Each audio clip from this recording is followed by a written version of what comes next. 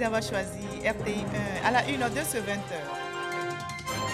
Le président togolais Faure Gnassingbé est reparti d'Abidjan après sa visite de travail. Arrivé ce jeudi, il a eu un entretien avec son homologue ivoirien Alassane Ouattara. Les deux chefs d'État ont évoqué la question du terrorisme et se sont engagés à œuvrer au renforcement de la paix et de la sécurité dans la sous-région ouest-africaine.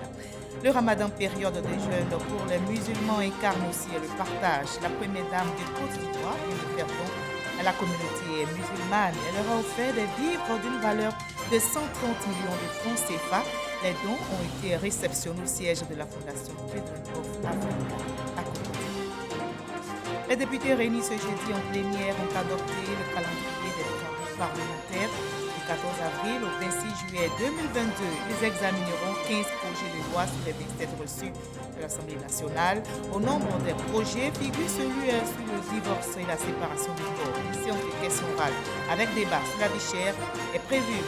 Emmanuel Macron face à Marine Le Pen. Voilà l'affiche du second tour de la présidentielle française prévue le 24 avril prochain. Les deux candidats sont de nouveau dans le jeu, comme il y a 5 ans. L'ambiance de campagne du second tour de la présidentielle française, c'est le sujet du dossier inter de ce 20.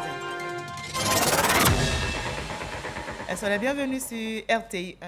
Le président togolais Faure Gnassingbé était à Abidjan aujourd'hui. Une brève visite de travail dans la capitale économique ivoirienne. Il a été reçu, vous allez le voir, par le président de la République, Alassane Ouattara. Les deux chefs d'État ont évoqué la question du terrorisme et ont réaffirmé leur engagement à œuvrer au renforcement de la paix et de la sécurité dans la sous-région ouest-africaine. Jérôme Kofi Abolin. Il est ce jeudi sur les bords de la lagune Ébrié. Le président de la République du Togo, Faure Gnassingbé, vient à la rencontre de son homologue ivoirien, le président Alassane Ouattara. Une preuve palpable quant à la volonté des deux chefs d'État de se retrouver par moments pour évoquer des préoccupations aussi bien sur le plan sous-régional que continental et même international. Le temps des échanges à l'occasion de cette rencontre est jugé nécessaire, vu qu'il a permis aux présidents ivoiriens et togolais de parler entre autres de problèmes sécuritaires qui, en tout état de cause, ne laissent personne insensible. Mesdames, Messieurs, nous avons l'honneur et le grand plaisir d'accueillir mon frère, le président Faure Gnassingbé, avec qui nous avons des échanges sur la situation régionale assez souvent. Nous avons estimé que c'était utile de le faire de visu. Et je remercie M. le Président d'avoir fait le déplacement pour nous permettre d'échanger et de nous concerter.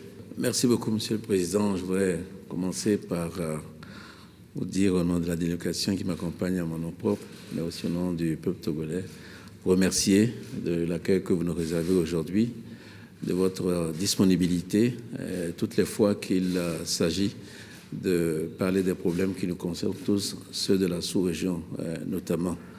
Et aujourd'hui, vous avez bien voulu que nous puissions parler des problèmes qui ne peuvent pas nous laisser indifférents. C'est la lutte contre le terrorisme qui aujourd'hui ne peut plus être vue comme un problème ou du Mali ou du Burkina ou même du Niger, mais ça devient un problème sous-régional. Nous avons consacré beaucoup de sommets à ces problèmes-là et je pense que nous devons tout faire pour éviter l'impasse d'un côté comme de l'autre et sortir peut-être des sentiers battus et réagir avec beaucoup plus d'audace et beaucoup plus de solidarité. Le séjour du président togolais Faure Gnassingbé à Abidjan s'inscrit dans le cadre d'une visite de travail et d'amitié sur le sol ivoirien. Il est juste prévu pour 24 heures. Elle a porté le flambeau de la Côte d'Ivoire et de l'Afrique le 16 mars dernier à Porto Rico. Olivia Yassé, sacrée deuxième dauphine Miss Monde, a été reçue hier par la première dame de Côte d'Ivoire, Dominique Ouattara. La présidente de la Fondation Children of Africa lui a offert un appartement de 4 pièces d'une valeur de 26 millions de francs CFA. Viviane Aimé. Après son mémorable sacre comme deuxième dauphine au concours Miss Monde, qui s'est disputé dans la nuit du mercredi 16 au jeudi 17 mars dernier à Porto Rico, Olivia Yassé a été reçue ce mercredi 13 avril par la première dame de Côte d'Ivoire, Dominique Ouattara, à son cabinet, où une sympathique cérémonie était organisée en son honneur. Deuxième dauphine Miss Monde et Miss Afrique, Olivia Yassé était accompagnée de ses parents, des membres de sa famille et d'un représentant du Comici, le comité Miss Côte d'Ivoire, qui en premier a tenu à remercier vivement la première dame de Côte d'Ivoire, Dominique Ouattara, marraine de ce comité, pour son soutien constant à ses activités. La première dame ne nous a jamais lâchés. Elle nous a soutenus, même dans des heures difficiles, elle a toujours été là. Même quand les gens ne savent pas, elle est toujours avec nous. Et ça compte beaucoup. Et c'est une fierté pour nous de pouvoir vous faire honneur, alors que d'habitude c'est vous qui nous faites honneur. On est content d'avoir pu être à la hauteur de vos attentes en vous ramenant cette couronne mondiale. À son tour, Olivia Yassé a exprimé toute sa reconnaissance à la première dame de Côte d'Ivoire. Chère marraine, je voudrais vous remercier du fond du cœur pour votre attention maternelle, pour votre soutien, pour votre affection, pour vos conseils et pour votre appui financier à l'occasion de ma participation au concours Miss Monde 2021. Je vous prie, chère mère, de transmettre aussi tous mes remerciements à Monsieur le Président de la République pour son soutien et ses encouragements. Invitée à intervenir au nom du gouvernement, la ministre de la Culture et de l'Industrie des Arts et du Spectacle, Arlette Badou, a traduit la fierté et la reconnaissance du gouvernement et de toute la Côte d'Ivoire à celle qui est désormais la reine ivoirienne. Merci, chère reine de la beauté, pour cette image reluisante de la Côte d'Ivoire donnée à travers le monde. Voir le drapeau culturel ivoirien hissé si haut remplit nos cœurs de fierté à plus d'un titre. En effet, Olivia Yassé incarne l'image de la jeunesse ivoirienne actuelle. Une jeunesse bien formée, ambitieuse, dynamique, déterminée, une jeunesse responsable qui a des rêves et se donne les moyens de les réaliser. Et c'est d'ailleurs cette jeunesse que le chef de l'État, son Excellence, M. Alassane Ouattara, président de la République, souhaite pour la Côte d'Ivoire. Un tel sacre mérite récompense. Olivia Yassé a été royalement servie par sa marraine, la première dame de Côte d'Ivoire, Dominique Ouattara. Depuis son sacre, en tant que Miss Côte d'Ivoire, Olivia a toujours su mettre en évidence ses qualités d'ambassadrice de la beauté et de la culture ivoirienne avec une grâce et une intelligence remarquables. Sa participation à l'élection Miss Monde a fait battre les cœurs des Ivoiriens à l'unisson, comme c'est le cas lors des grandes compétitions sportives de nos équipes nationales.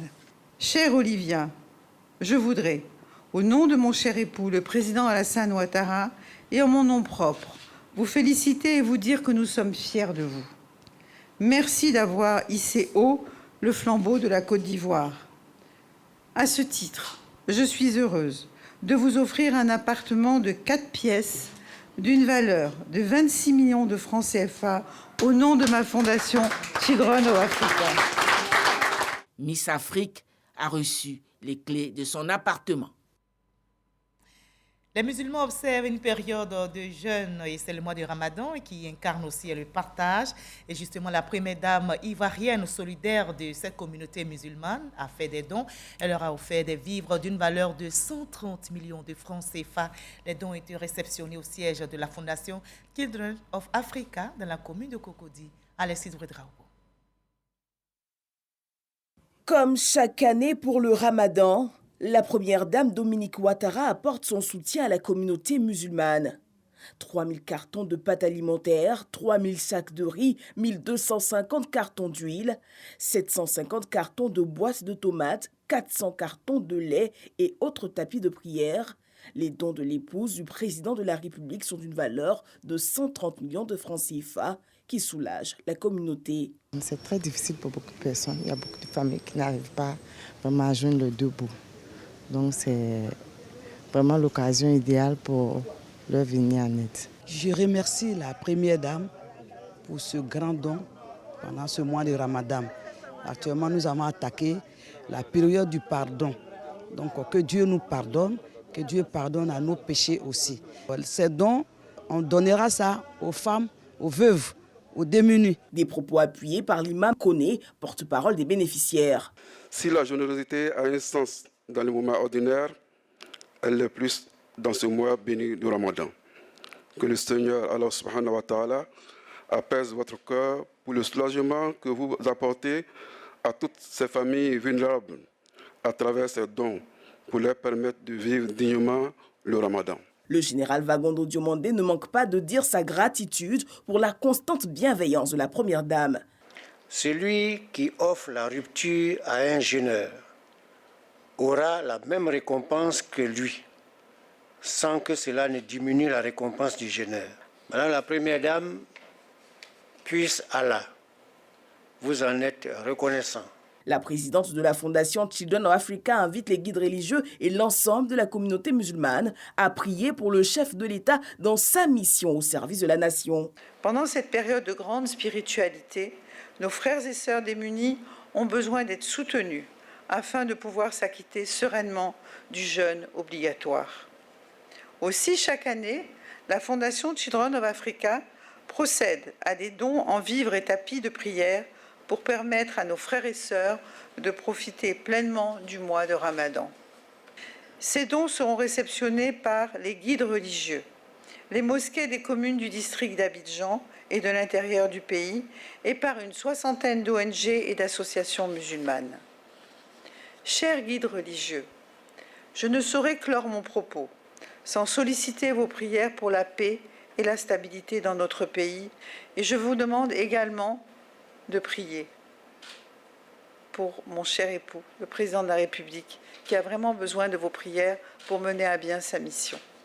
L'imam Sissé Djigiba, président de la fondation Djigui, a pour finir fait des prières à l'endroit du couple présidentiel. Le maire de la commune d'Atekoubé, le ministre d'en haut, Paulin Claude, fait aussi parler son cœur en cette période de jeûne. La communauté musulmane de sa commune a reçu des dons en vivres et non-vivres d'une valeur de 15 millions de francs CFA. Les bénéficiaires apprécient ce geste, nous dit Grace Kando. Le maire d'Atekoubé, solidaire de la communauté musulmane en cette période de Ramadan. 10 tonnes de sucre, 300 nattes de prière, objets de piété leur sont offerts, le tout d'une valeur de 15 millions de francs CFA. C'est avec joie que nous avons accueilli ce geste-là, qui chaque année se renouvelle.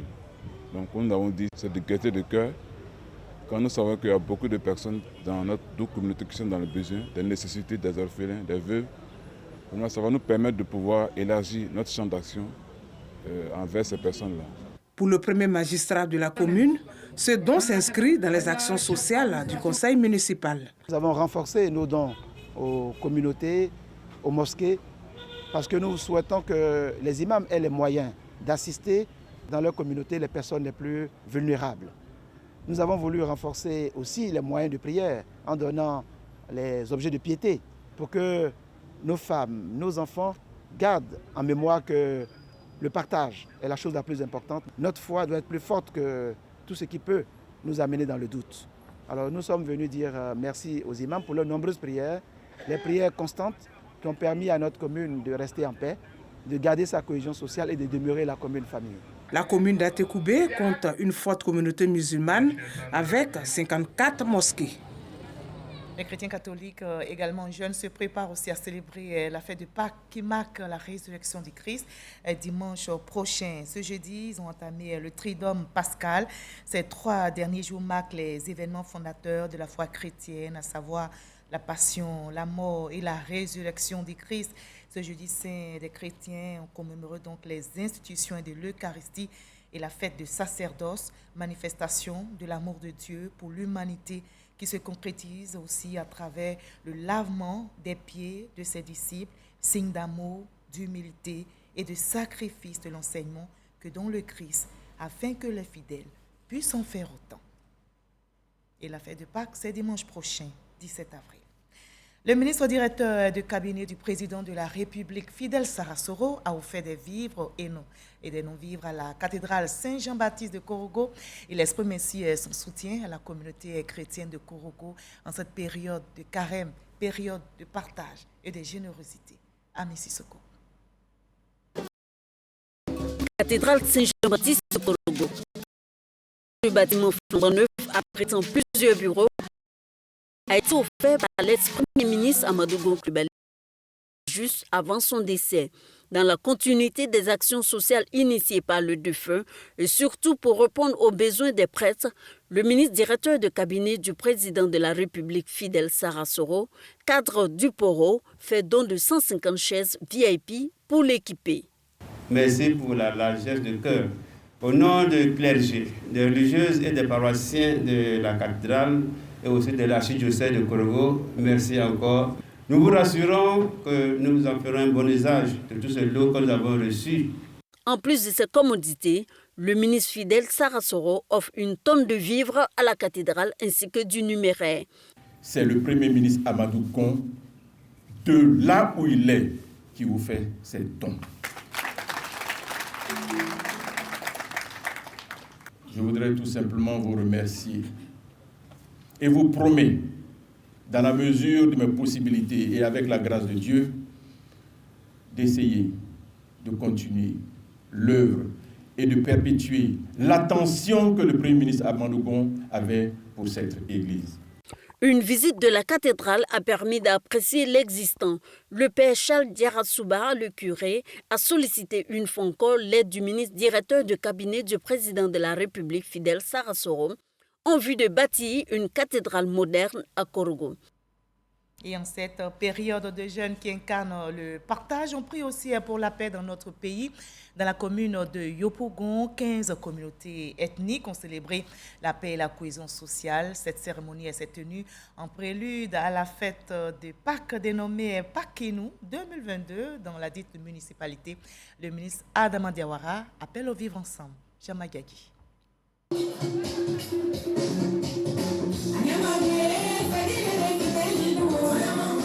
C'est déjà Pakinou dans la commune de Yopougon. C'est au rythme des sonorités du centre, du nord et de l'ouest de la Côte d'Ivoire que les populations célèbrent traditionnellement la Pâque. Yopougon, peuplé de plus d'1 million d'habitants, est riche de par sa diversité ethnique. Une opportunité pour cultiver la cohésion sociale et le vivre ensemble entre les 15 communautés ethniques représentées à cette cérémonie. Je crois que ce genre de truc doit être perpétué pour que la paix soit réelle entre nous. Parce que quand on se retrouve, on voit que nous sommes les mêmes. Aujourd'hui, nous prenons la cohésion. Nous voulons le vivre ensemble. Il n'y a pas que le Baoulé qui vit à Yopougon. Le ministre Adama Diawara, parrain de cette cérémonie, a communié avec les populations de Yopougon. Il a saisi cette aubaine pour sensibiliser les communautés sur les effets néfastes des conflits intercommunautaires.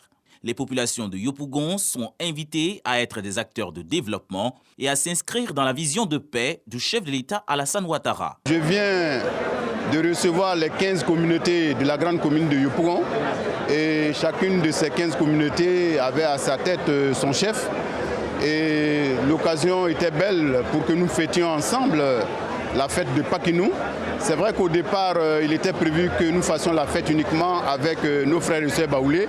Mais le chef des 15 communautés de Yopougon, qui est le chef de la communauté baoulé, a estimé à juste titre qu'il fallait que cette fête de Pakinou soit faite avec l'ensemble des 15 communautés de Yopougon. J'en ai profité pour expliquer à toutes ces 15 communautés qu'il faut qu'elles demeurent des vecteurs de paix. La fête de Pâques 2022 dans la municipalité de Yopougon est placée sous le signe de la réconciliation et du progrès. Et dans cette belle atmosphère paisible dans notre pays, les députés ivoiriens adoptent à l'unanimité le calendrier des travaux parlementaires. Le programme s'établit du 14 avril au 26 juillet 2022. Ce calendrier prévoit l'examen de 15 projets de loi sur les 27 reçus. Au nombre des projets figure celui sur le divorce et la séparation du corps. Les élus de la nation débattront aussi de sujets relatifs à la vie chère lors d'une séance de questions orales. Pour Naté Moussa. Le calendrier des travaux parlementaires de la session ordinaire allant du jeudi 14 avril au mardi 26 juillet 2022 a été adopté à l'unanimité. Sur les 27 textes actuellement sur le bureau de l'Assemblée nationale, 15 ont été programmés. Après le temps laissé au groupe parlementaire, l'examen des textes en commission débutera le 5 mai. Sur la période de 3 mois d'exécution du calendrier, 3 séances plénières seront organisées pour l'adoption des textes examinés par les commissions. Ces plénières auront lieu le 7 juin, le 28 juin et le 21 juillet. Il est également inscrit au calendrier des séances de questions orales avec débat, le débat d'orientation budgétaire et 4 séminaires. Parmi les textes soumis à examen figure le projet de loi sur le divorce et la séparation de corps. Ça vient non seulement pour préserver les intérêts des enfants, permettre aux époux de régler eux-mêmes à l'amiable le divorce ou la séparation de corps et de préserver la confidentialité entre les époux. À cette institution, nous devons aborder des problèmes qui touchent véritablement la vie de la population. Des questions orales avec débat sont également prévues dans le calendrier. Le mardi 17 mai, les députés vont débattre sur le sujet de la vie chère. La vie chère, ça touche tous les secteurs. Il y a le ministre du Commerce, il y a le ministre du Tourisme, du Transport, il y a le ministre en tout cas, de l'Agriculture, en tout cas tous les secteurs. Donc il nous a confirmé aujourd'hui que tous les ministres viendront. Deuxième point à l'ordre du jour de cette plénière, le renouvellement du bureau de l'Assemblée nationale.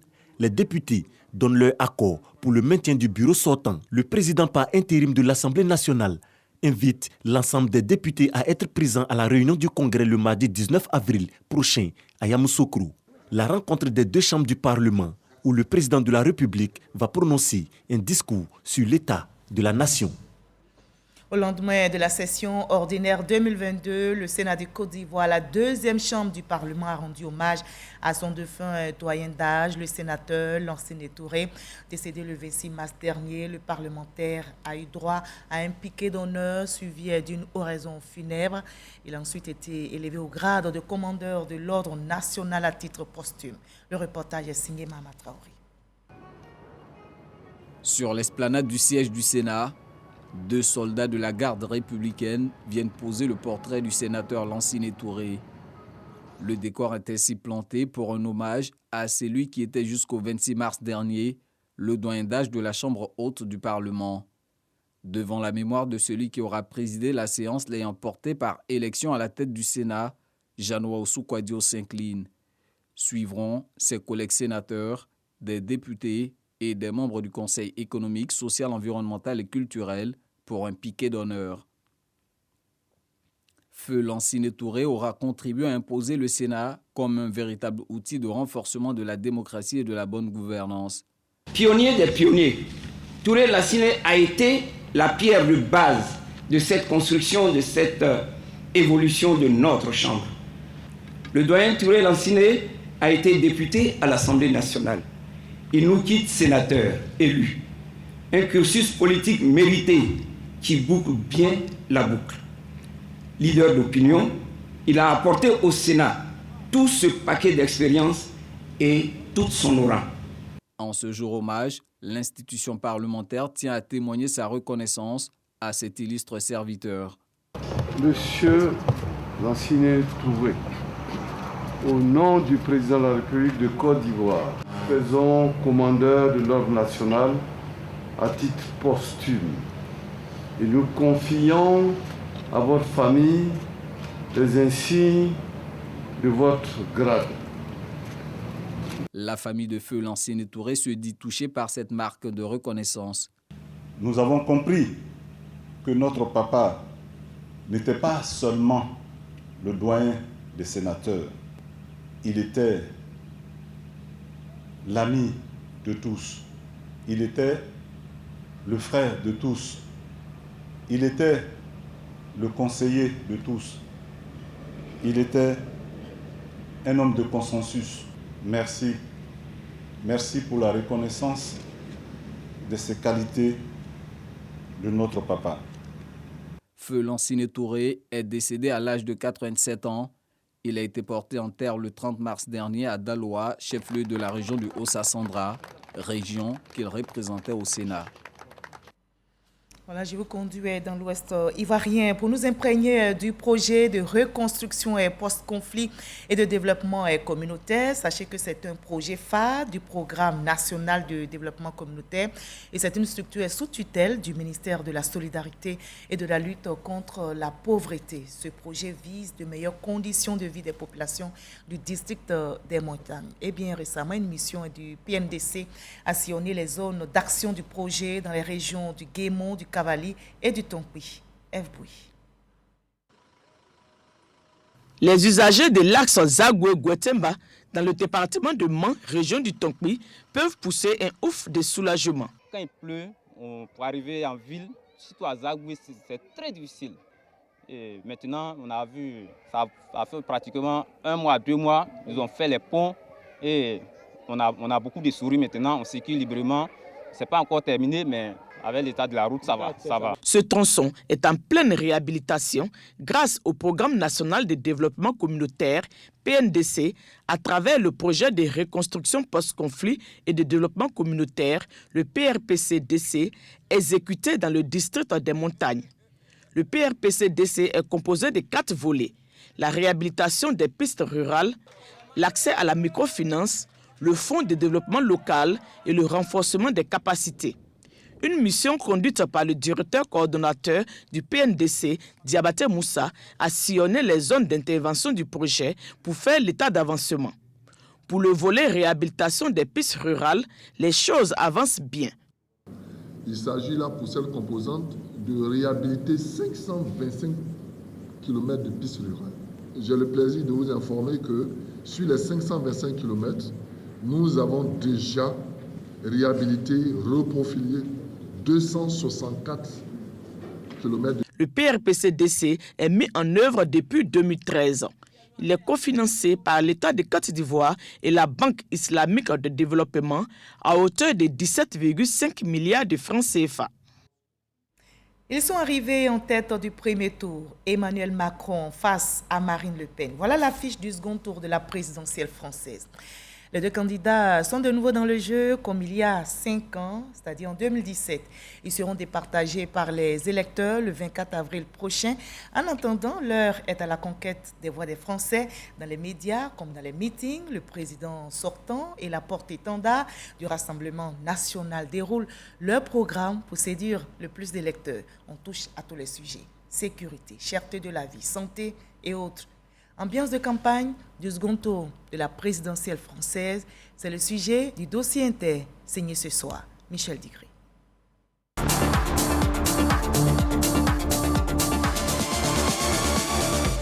Quatre jours après le premier tour du scrutin, l'opération de séduction des 2 candidats en lice pour le second tour est bel et bien lancée. Voilà, je suis ouvrier viticole ici à Châtenois. Et ça fait plaisir de vous rencontrer. Et du coup, je tenais à vous offrir un crément d'Alsace. Crément d'Alsace. Marine, président. Marine, président. Pour les retraités. Bravo, Marine. Dès le lendemain des résultats du premier tour, Marine Le Pen réunit son bureau de campagne pour remobiliser ses troupes. Il ne faut jamais perdre sa persévérance. Quand on sait qu'on a raison, il faut continuer à se battre envers et contre tout, malgré la concurrence, malgré parfois quelques comportements personnels d'anciens amis qui nous ont déçus. Emmanuel Macron passe à l'offensive dans le fief de Marine Le Pen, en campagne à Denain sur des terres populaires qui ont voté massivement pour le Rassemblement national dimanche dernier. Ça fait 5 ans que je suis président et je regarde aussi les fractures qu'il y a dans le pays, les colères. Et j'ai entendu le message de toutes celles et ceux qui ont exprimé des voix extrêmes. Et je le redis, y compris celles et ceux qui ont pu voter pour Madame Le Pen. Mais je veux essayer de convaincre les gens de faire avec moi. Et donc peut-être en effet de compléter mon projet, d'aller plus loin, de bâtir. Le décor de la campagne est ainsi planté. Si l'affiche est celle de 2017, les enjeux sont différents 5 ans après. C'est un match retour totalement différent. Emmanuel Macron n'est plus le candidat nouveau et qui incarnait une forme de fraîcheur ou de modification du système politique. C'est un sortant, donc il n'a pas du tout la même image, le même positionnement. Et Marine Le Pen n'est plus celle qui générait beaucoup de rejets. Elle a travaillé son positionnement en termes d'image, je dis bien en termes d'image, pas forcément de contenu du programme. Elle apparaît comme beaucoup plus en relation avec les Français, plus proche d'eux, elle fait moins peur. Elle a mis un peu sur le côté de Boisseau quand même la question de l'immigration et de la préférence nationale pour pousser le thème du pouvoir d'achat. Donc l'affiche est la même et en même temps l'affiche n'est plus du tout la même. Sur le terrain, les attentes des électeurs en ce qui concerne le candidat Macron sont bien perceptibles. Est-ce que les rémunérations n'ont pas augmenté? On ne le ressent pas, monsieur. On nous a donné 183 €, on ne le ressent pas. Monsieur Macron, améliorer nos conditions de travail. Bien sûr, donnez-nous les moyens de sauver, de soigner les gens dans le respect. Ils souffrent. Le problème, on ne peut pas les prendre en charge tous. Donnez-nous les moyens, ouvrez des lits. Pendant ce temps, la candidate Le Pen continue de vendre ses ambitions pour la France. C'est individuellement à chaque Français en réalité que je souhaite parler pour leur dire que mon projet est un projet fait pour eux, que l'objectif c'est leur bonheur, c'est leur prospérité, c'est leur sécurité, mais c'est aussi la défense de leur identité et chacun se déterminera en fonction de sa conviction profonde. Dans les rues, les sympathisants des deux candidats donnent de la voix. Macron il est là et il repasse au premier tour des élections en tête. C'est incroyable, c'est impensable. Moi je peux pas y croire. Très énervée, oui. Et j'ai très peur aussi de l'avenir, surtout pour mes enfants. Voilà. J'ai toujours été déçu par les hommes politiques. Et là, Emmanuel Macron ne m'a pas déçu. Et concernant le vote, je me suis impliqué, c'est la première fois de ma vie, je me suis impliqué, parce que là, ce n'est pas le vote d'un président qu'on va faire, c'est le vote d'un choix de société. C'est-à-dire qu'une société qui est ouverte sur le monde, progressiste, protectrice, et un monde rabougri, raciste et xénophobe. Et ça, je ne le veux pas. Les panneaux des candidats éliminés à l'issue du premier tour sont retirés. Mais leurs électeurs auront leur mot à dire, notamment ceux de Jean-Luc Mélenchon, arrivé en 3e position avec plus de 21% des voix. Très clairement, c'est Jean-Luc Mélenchon, ou plutôt son électorat, qui détient en grande partie la clé de ce second tour. Suivant les reports et leur évolution que nous aurons, eh bien ce second tour peut être extrêmement serré, voire donner une possibilité à Marine Le Pen, ou au contraire stabiliser Emmanuel Macron dans cette zone des 53-54%. Dans 6 jours, soit le mercredi 20 avril, l'on assistera à l'un des temps forts de cette présidentielle. Emmanuel Macron et Marine Le Pen s'affronteront lors du débat d'entre deux tours. Mais j'ai hâte, vous voyez, d'expliquer, d'abord de lever les contre-vérités qui sont installées, les facilités de son côté, parfois les caricatures qui étaient faites sur mon projet. J'ai hâte de continuer à entendre, d'aller convaincre et évidemment de débattre. J'aime le débat, comme vous savez. Pour éviter de s'écrouler comme il y a 5 ans, la candidate du Rassemblement national se prépare déjà et ne laissera rien au hasard. Et la vérité des unes, elle sera connue dans 10 jours, le 24 avril prochain. C'était l'ambiance de la campagne du second tour de la présidentielle française, dossier inter réalisé par Michel Digré. Vous l'avez compris, c'est la fin de ce 20h. Merci à vous tous de nous avoir suivis. Je vous retrouve avec le même plaisir demain à la même heure. N'oubliez pas, prenez soin de vous.